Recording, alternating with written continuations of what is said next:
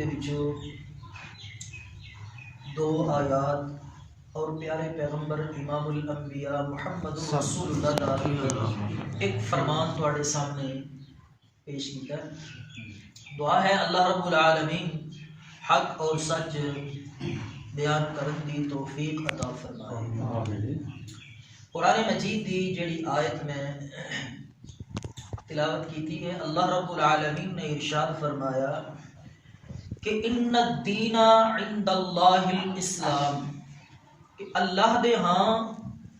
دین جو ہے پسندیدہ مقبول او اسلام ہے۔ دین اسلام جو سمجھن واسطے قرآن مجید اور اللہ دے پاک پیغمبر امام الانبیاء محمد رسول اللہ صلی اللہ علیہ وسلم دی احادیث نو پڑھنا سمجھنا ضروری ہے۔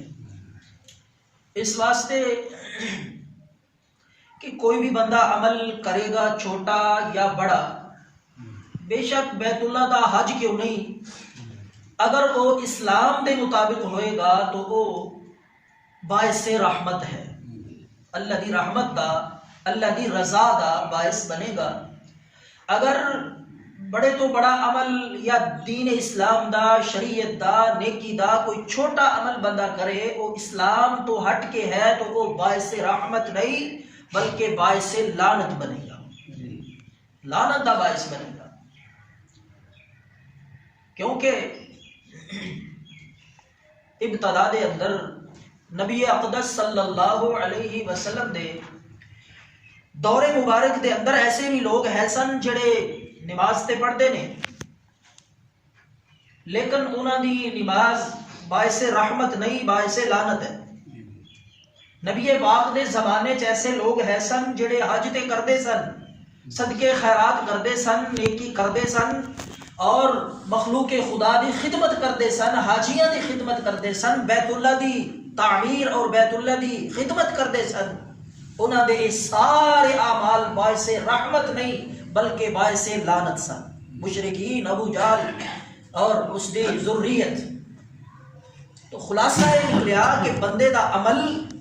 باعث رحمت تاں بنے گا جدوں اسلام دے مطابق ہوئے گا، ورنہ اللہ رب العالمین نے فرمایا وَمَن يَبْتَغِ غَيْرَ الْإِسْلَامِ دِينًا وَمَن يَبْتَغِ غَيْرَ الْإِسْلَامِ دِينًا، جڑا بندہ اسلام تو ہٹ کے، اسلام نو چھوڑ کے،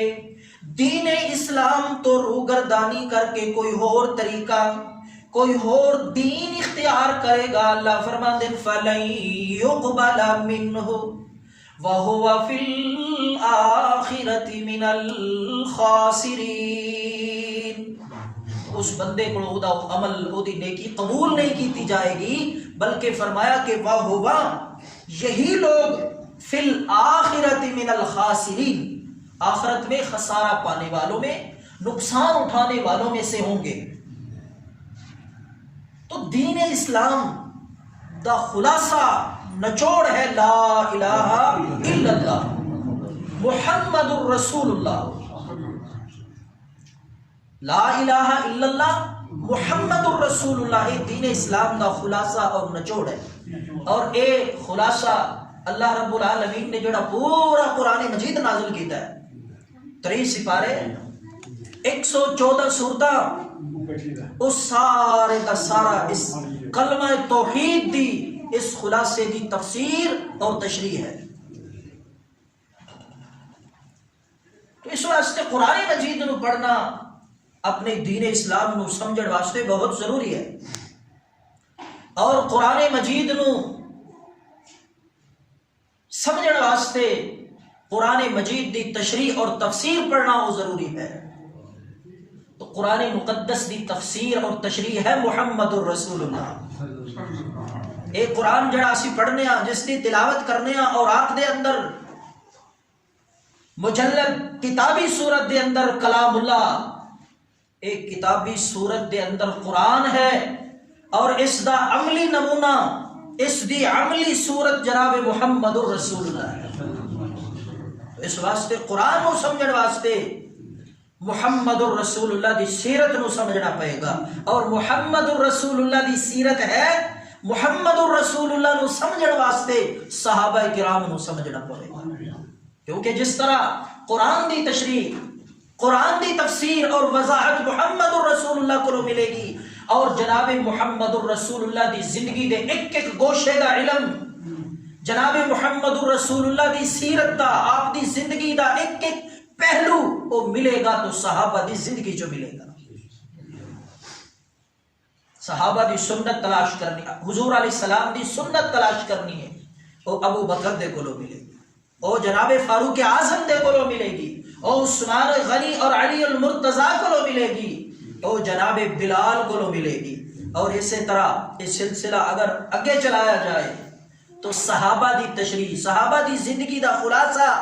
وہ ملے گا تبع تابعین دے کولو۔ تو پتہ یہ چلیا کہ جڑی آیت تلاوت کیتی ہے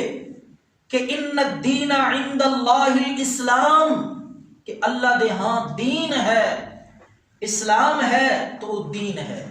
دین ہے وہ اسلام ہے، یہ دوویں چیزاں جدا نہیں، بندہ سمجھے انہاں دا مفہوم اور تشریح تو یہ لازم اور ملزوم نہیں۔ چنانچہ فرمایا ان الدین عند اللہ الاسلام، اللہ دے ہاں دین، پسندیدہ دین اور مقبول دین وہ اسلام ہے، اور بندے دی زندگی جدوں تک اسلامی نہیں ہوئے گی، بندے دے اعمال جدوں تک اسلامی نہیں ہون گے، عبادات جدوں تک اسلامی نہیں ہون گیاں، نظریات جدوں تک اسلامی نہیں ہون گے، معاملات